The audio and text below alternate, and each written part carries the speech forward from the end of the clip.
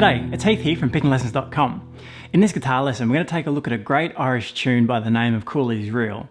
Cooley's Reel is played out of the E minor Dorian mode, and for this arrangement we're going to be playing in drop D tuning. So make sure you get your guitar in drop D, and we're going to start off with the first half of part A, nice and slow. Part A, first 8 bars. 1, 2, 3, 4, 1.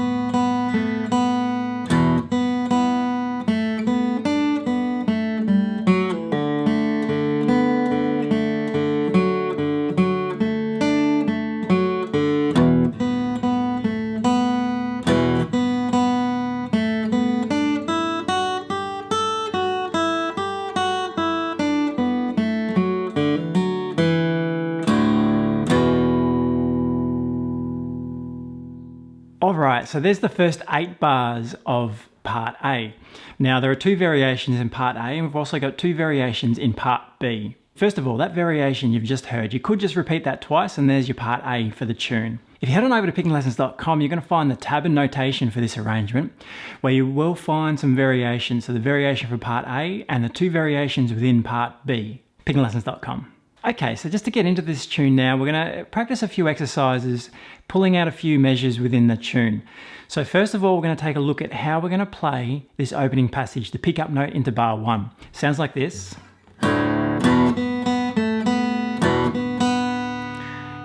And here we have this crossover between the chords, the D into the E, power chord, just in drop D, into the melody. So the right hand has to travel a fair distance. That is a nice exercise to get your hand moving. So the right hand, we're playing down, down, up, down, up, down, down, up, down. So we're following the 8th notes with our down, up picking and down on the quarter notes. So that's a great one to practice. You can just repeat that to get into the flow of moving across these strings, starting on the low strings, heading to string 2 on the next upstroke. That's a bit tricky. Let's repeat it a couple of times.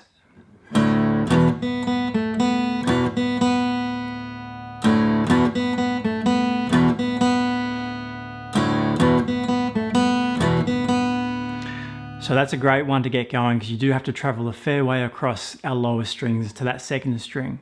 Next up, we'll take a look at what's happening in measures 3 and 4. They sound like this.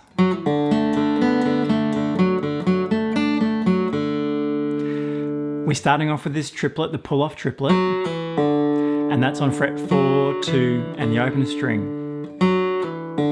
So we're going to pull those off, start with the 2 fingers in place, finger 1 and finger 3.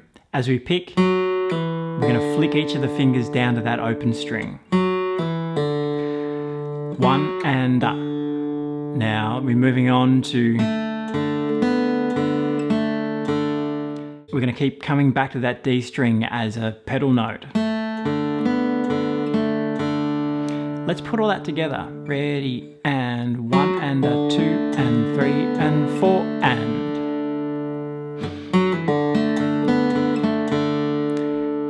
Moving into measure 4, we have this arpeggio within the melody over the D chord. So there's our D arpeggio. And fingering wise, we're going to use finger 3 over on fret 4, finger 1 on fret 2, finger 2 on fret 3 of string 2.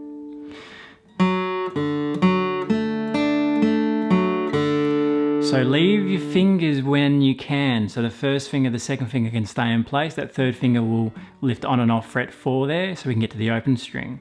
But leaving the fingers in place does make it much easier. Picking hand, down, up, down, up, down, up, down, up, following the 8th notes.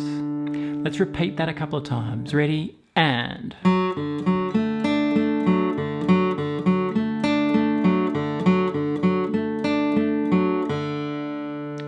So there's the D arpeggio finishing it off. Let's play measures 3 and 4 together. 3, 4, 1 and a 2 and...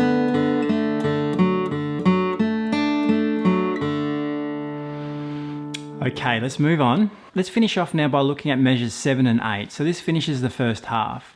And at the end of these 2 measures, you could just repeat these 8 bars, and then you've got part A in the 16 bar form. So measures 7 and 8.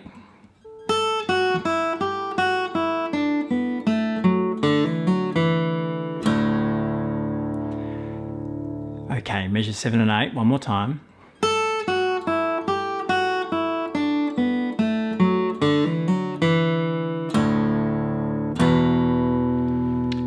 That open D power chord is going to lead us back into that E power chord to repeat these 8 bars or move on to the next 8 bars in the variation.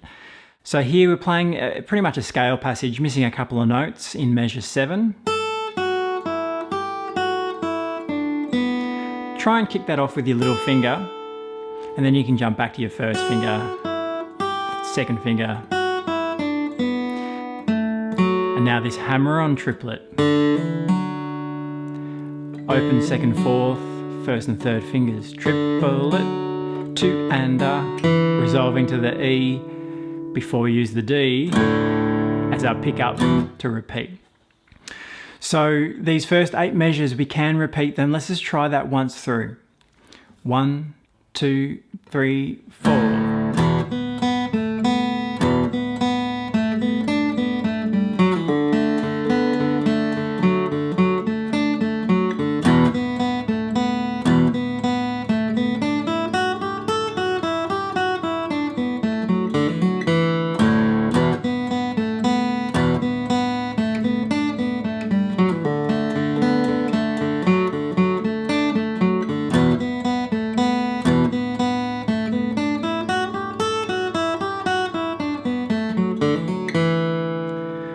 At this point we'd use a different pickup note to lead us into part B, but essentially that is just the A part. The second half that you heard at the beginning of this video has some variations in the melody, but it's all along the same lines, so you could just repeat these first 8 bars.